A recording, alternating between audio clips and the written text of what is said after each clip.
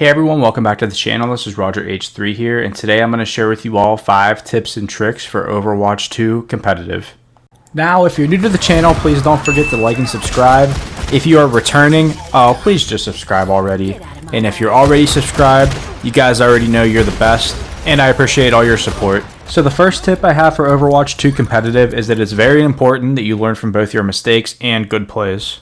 Now let me tell you what I mean by this. Your bad plays or mistakes tell you where you can improve, both in your own gameplay at a general level, like if you need to practice your tracking and positioning, as well as a more specific level, like if you need to time ultimates better or try to be in a specific position on a specific map that you're currently playing. There are so many different things that you could look for, but I definitely urge you to look more at the general level if you're a newer Overwatch 2 player, such as ways you can improve your tracking and general positioning. Whereas if you're more experienced, obviously you may be looking more into specific positioning and specific angles on certain maps, as well as different hero combinations and things that are a little bit more complex and revolve more around your team rather than just you as an individual. The reason this is so important is because when players are newer, it is just important that they take the time to learn the game and improve their skills before they get too caught up with the so-called meta or more detailed items. And for your good plays, well, they just make you feel good. But besides that, even though that's kind of funny and true, it's good to watch your good plays so you can see what works and what's clicking on each character. Some characters you may find that you just have way better playmaking skills with. And you can use these good play clips to continue to make good plays as you climb through the ranks, as well as potentially see new ways to make similar plays with other characters. My second tip is to become comfortable with a few heroes. Now, I'm not saying you need to know every single hero in each group, but as you climb the ranks in Overwatch, it's very important to have a few different characters you're able to flex to depending on the situation, what your team comp is, and what you find to be working and not working in each match. Although it may be nice to play a few different heroes that have slightly different skills and kits. For example, in the DPS category, if you know how to play Ashe, Bastion, and Tracer, who all have slightly different mechanics and playstyles, such as Ashe being a little bit more mid-range, Bastion also being semi-mid-range but having a automatic weapon of sorts, and then Tracer being a more close-range character. Some people, especially those who are newer to Overwatch, just aren't capable of playing characters who are completely different in style. So some may specialize with characters that are similar, like Bastion, Sojourn, and Soldier, for example. This method is also totally fine, and as you can see that all characters sort of have automatic weapons. It's also important to notice that Bastion has very limited mobility compared to Sojourn and Soldier, as well as Sojourn and Soldier have completely different kits that can be used in different situations.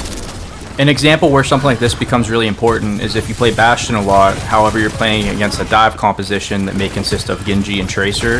If you find that you're dying a lot and you're not able to get out of situations where you're getting killed, then you may be better off switching to Sojourn or Soldier so you have the ability to get out of those situations and potentially make a play out of them. My third tip to improve your overall experience is to try new things. Now, this kind of goes hand in hand with trying new characters. However, it's also important to try new things in general, such as different positioning and different playstyles to see what actually works best for you and what may work best in different situations against different heroes.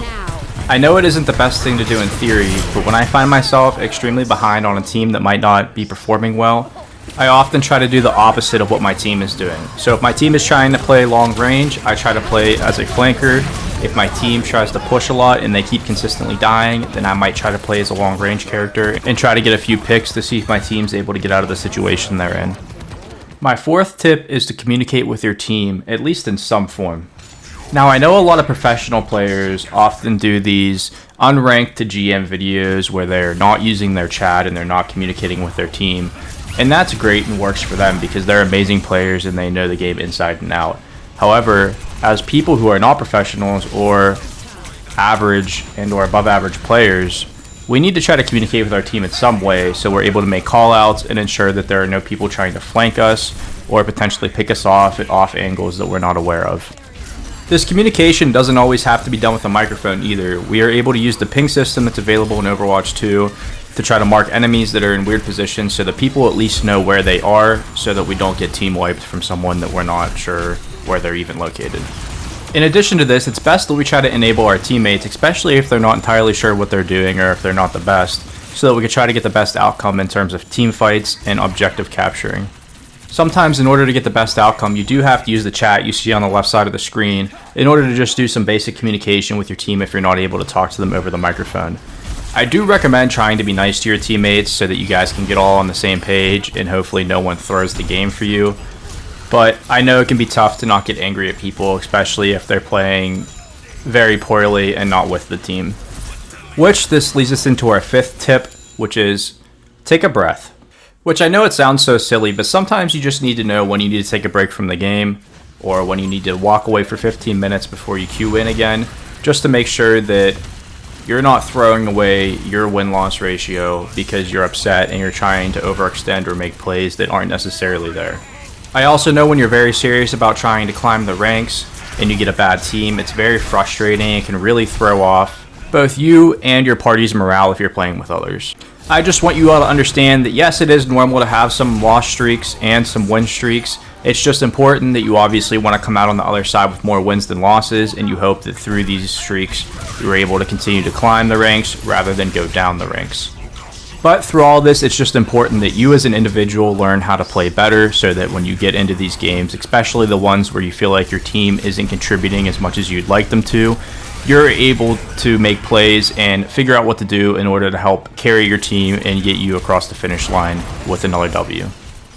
Now, with all that being said, if you liked the video and the content, please drop a like and subscribe to the channel. It helps me out a ton. And then I'd love to hear what you all think in the comments, if you think these tips are relevant to every rank, if you think these tips will help you out, and if you have any other tips that you think I might have missed that are more important or just as important as what I have here.